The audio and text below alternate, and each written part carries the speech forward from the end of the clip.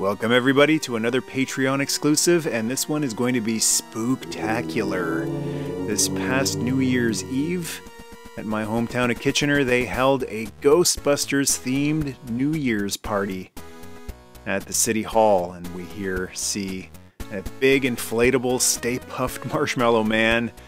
There was a Ghostbusters theme all throughout the main rotunda, with Ghostbusters music playing, green lighting, and look at that Cadillac. It is Ecto 1 from, actually the deco on it is from Ghostbusters 2, with the ghost holding up two fingers. I guess because they wanted the electronic sign on the top, which is in the second movie's version of Ecto, but this was my first time seeing Ecto, or a Ecto replica, up close and personal, and I really love these big 80s vehicles like KITT, the A-Team van, the Coyote. This to me is like a character. It's like Dr. Venkman Stance Spengler or Mr. Zedmore, and it's timeless too. It's pretty cool that you can restore and do up a Cadillac like this to look just like the Ecto from the movie. So I don't care that it's not the actual screen used Ecto. That doesn't matter to me. All that matters is that it looks like the right Ecto. It's kind of the same idea behind action figures. I mean, those are mass produced too, and they all look great.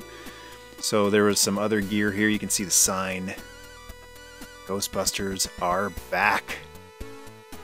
All sorts of gear on the roof there, and you can actually pay a little bit extra to sit inside Ecto and get your picture taken in there.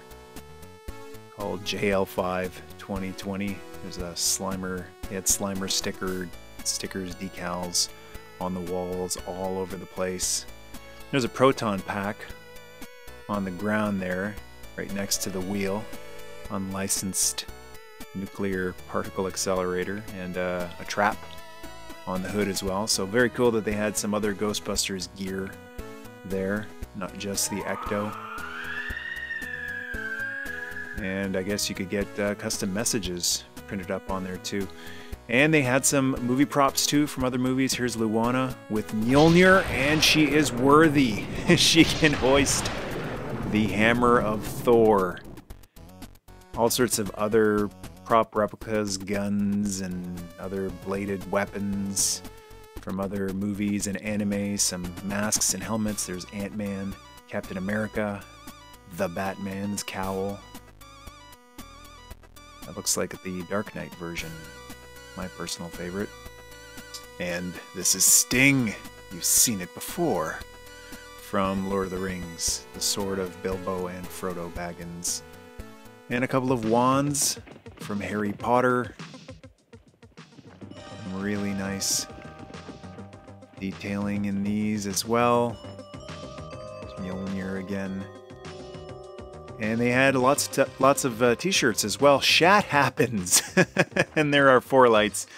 There's some great ones for fans of Star Trek who are currently on a Star Trek voyage with my wife Luana. Lots of other cool t-shirts. These are all custom made. Free hugs for Alien fans. And some wrestling. Woo! Yeah, the Macho Man. A couple of wrestling t-shirts there, and some wrestling championship belt replicas. There's the Rock's world title belt from his era, and there's the Eddie Guerrero, Brock Lesnar old days belt. That's a world television title belt from WCW, tag team title from SmackDown, Intercontinental belt. They also had some arcade machines, old school arcade machines, Pac-Man and Castlevania. I've never actually seen Castlevania as an arcade machine. I always thought that was a home system game. Kangaroo, I haven't seen that game in ages. That's really cool. And Road Blasters. Can't beat a classic. Space Invaders. Such artistry to these cabinets. Congo, Bongo, Pango. I haven't heard of a lot of these, even though they're almost as old as me. There's a Ghostbusters game, which I didn't know there was an arcade Ghostbusters game. Miss Pac-Man. And Exciting Hour, Rolling Thunders, gotta have Street Fighter, Pac-Man Joust, Asteroids, that's a classic too. And one of my favorites, there's 1943. And coming up on the end here, there's Tetris. Instead of playing it on your phone, you can play it in a big console. And WrestleFest, probably my favorite all-time arcade game, and I just did a Royal Rumble playthrough on the channel a while ago for that one. And some console games with good old boob tubes. There's Duck Hunt for the Nintendo Entertainment System with the blaster, so you can actually shoot the screen, shoot at the ducks. Oh, that's awesome. Never had the blaster back in the day, but that's really cool. Something a little different from just a controller. And lots of toys there too. Big Lego collection. Lots of custom Lego figures. These are always great to just pan across and take them all in. So many of them. So much creativity in each little guy or gal. And of course, you can't get away from these things. Funko Pops, they're everywhere. Some classic Masters of the Universe. There's Sergeant Mace from Cops, and lots of G.I. Joe. Don't see a lot of G.I. Joe in my area, but when they do pop up, and there's a Masters of the Universe style Lino, when the Joes do pop up, they tend to really take over.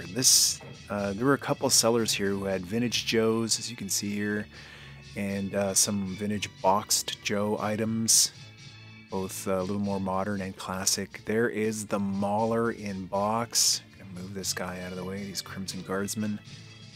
You can't beat that classic Joe artwork.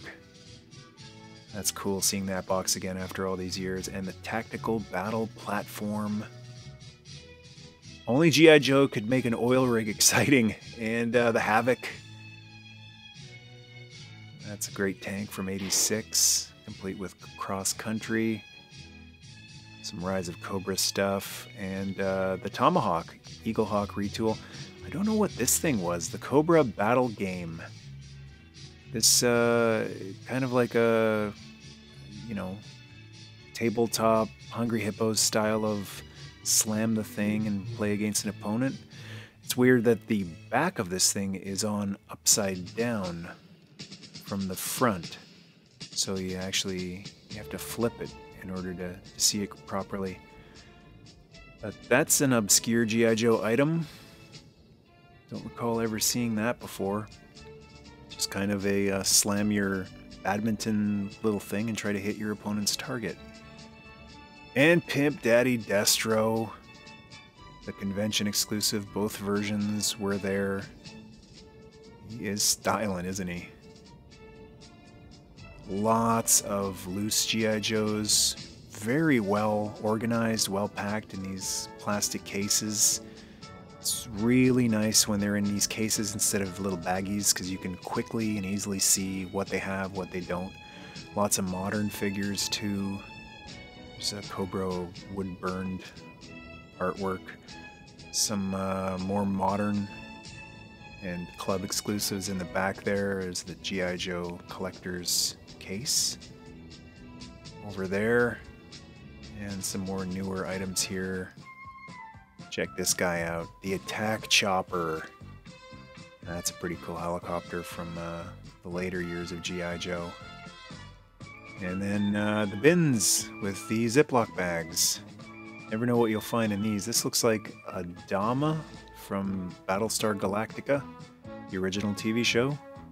A Lorne Green figure. And I actually saw Ghostbuster there.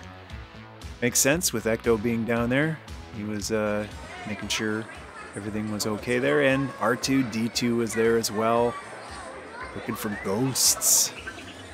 And he's always very spunky. He's got a lot of attitude. I've met him a couple of times at local events, and he's pretty sassy.